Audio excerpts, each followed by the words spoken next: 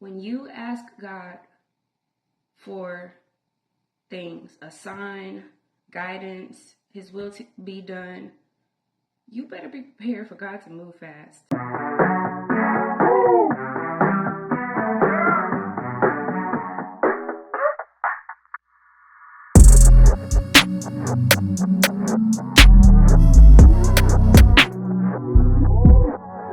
Hey y'all, so this is not my typical content, but I've been pretty honest and transparent with you guys thus far on my years of content creation. And honestly, I just kind of feel like I need an outlet. I'm gonna cry. So if you don't like people crying on camera, that's fine. I don't like to cry on camera, but I'm not good at hiding my emotions. So I recently made a post about us wanting to leave the country, right? We've been talking about it for a while. And before we actually leave the country, we decided that, hey, maybe we should downsize first so that we can actually be prepared. So after more research and exploring, we've decided we might not actually want to leave the country, but we still need to downsize in order to explore other options. So I've been in my home. We've been in our home for 10 years now. Our children grew up in our house. We've remodeled lots of things. We've had many experiences. We've gone through so many things in this house, good and bad. And it's just too much. My husband is a breadwinner, and even though I've been a content creator for so long, y'all, I don't make as much money as y'all think I do. I should be making more money. I don't know what it is about that, but I don't. And this is not to bash the other creators who do less and make more. Like, that's just probably just not my path. But before I go to the next thing, and forgot to answer you quick, because we've been asking God for a sign. We've been asking God for growth. We've been asking God for increase. If you don't know what the prayer Jabez is, look it up. And when I say God, I mean Yehuah. When you ask Yehuah for His will to be done, you need to be prepared for His response. It's just not practical to be in this house. We have so many things we want to do. We have so many places we want to go. Our children are basically grown, and there are ways we want to help them that we can't help them. This economy is crazy, and my husband don't make no little bit of money, okay? But all roads point to selling our house. And I'm like struggling with it because we've been here so long. So my husband has moved most of his life. I've moved most of my life. So this is the most stability we've ever had. Hold on. So this is the most stability that we've ever had. And we were able to provide our children with a stable childhood. My children grew up in this house. We've been here 10 plus years, like almost 11 years. My children grew up in this house.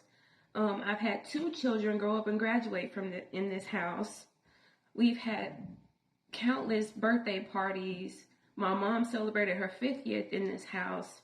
Like, I developed in my love and passion for growing food. My garden is in the back. It's beautiful. I'm in love with my garden. I'm in love with my house. Our countless movie nights. Just a lot of reasons why we love this house. We made it through COVID in this house. We survived COVID in this house. I homeschooled my children in this house. So this house is not just a house for me. It was peace. It was comfort. It is all that and beyond. So selling my house feels like I'm losing a loved one. I hate crying on camera, but I really want to talk about this. Because at the end of the day, no matter how hard it is, it's just stuff. It's just stuff. It's just stuff. You can buy new things. You can buy a new house. But you can't replace people. You can't replace your loved ones. You can't replace mental peace and mental health and happiness. And by selling our house, it puts us in such a better position. Me and my husband haven't been on a vacation in like 8 years. So all this work, all this time, all this effort just to be in this space. I always say that sometimes Yehuah makes you uncomfortable to get where you need to be. When you are too comfortable, you are stagnant and there's no room for progress or growth. So this video isn't to make you feel sorry for me. It isn't to make you feel, oh my God, it's none of that. It's just it's almost like that talk about it and be about it, because I always say these things to y'all to motivate y'all. And now I'm in a position where I'm being tested and I have to push through, because I know by selling our house, it puts us in such a better financial position. And also, you don't know when you're a homeowner, you don't know like about the unexpected expenses. It's a lot of things that go into owning a house, and you can't predict the outcome. You don't know what's going to happen until it happens, and then you just have to rise to the occasion. But the overhead of the house, all the bills and stuff that goes into that, and then we have children that are growing up and grown. So by selling our house, it puts us in a better financial position to even help our kids get to where they need to go. I have a son that wants to be a firefighter. He needs help going through school. I have a son that wants to be a pilot. Y'all, pilot school is so expensive. It's 6 figures to get through that program. We can't help him if like we deserve a family vacation. Me and my husband deserve to have peace. And I'm not going to lie, the pros of selling my house outweighs the cons by 1,000%. So even though this hurts and letting go of our like comfort and our space hurts, it's necessary. And Yehuah is a provider. Yehuah does not bring you through things that he knows you can't get through. Everything is for a reason. There's a lesson and a blessing behind everything. And when you trust Yehuah to guide you, you will always come out on the good side. Have you seen that picture? It kind of went viral a long time ago, but it was a little girl and she was standing there and Yehuah was taking her teddy bear away. And she said, but I want it. And Yehuah said, I have something greater planned for you. And Yehuah had a bigger teddy bear behind his back. She had to let go of that in order to make room for the bigger blessing. And so that is this is how I'm looking at it. And y'all, it hurts. It hurts, but I know it's temporary. I know once we sell our house and we move and we are in a better position, it's going to feel so good. I can't wait to see the weight lift off of my husband's shoulders, because most people underestimate the role of a man in a household, a real man in a household, the head of household. They have the weight of the world on them.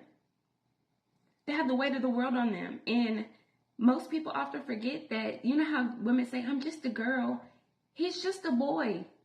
And that is how I look at it. I can't wait for us to have this not burden, but you know what I mean, like that stress lifted off.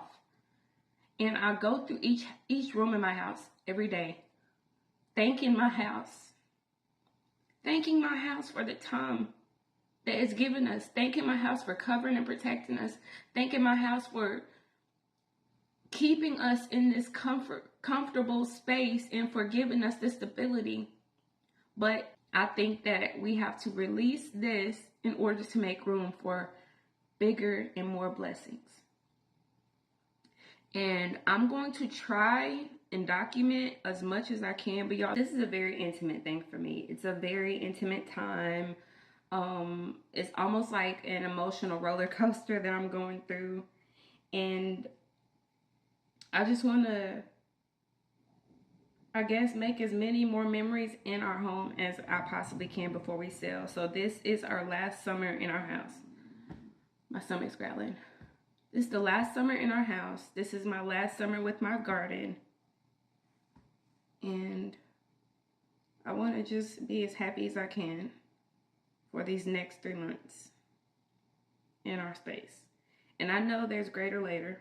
I know it's just stuff. It's just stuff, but it doesn't change the fact that it hurts. You know? It doesn't change it.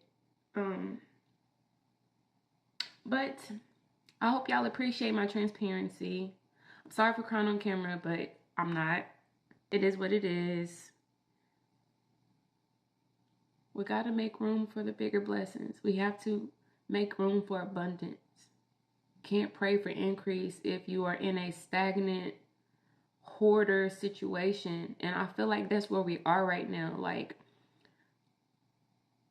this overhead, the burden of all this stuff, I don't know. It's like we know it. We've been feeling it. And we know that we have to make room. And that's just what it is.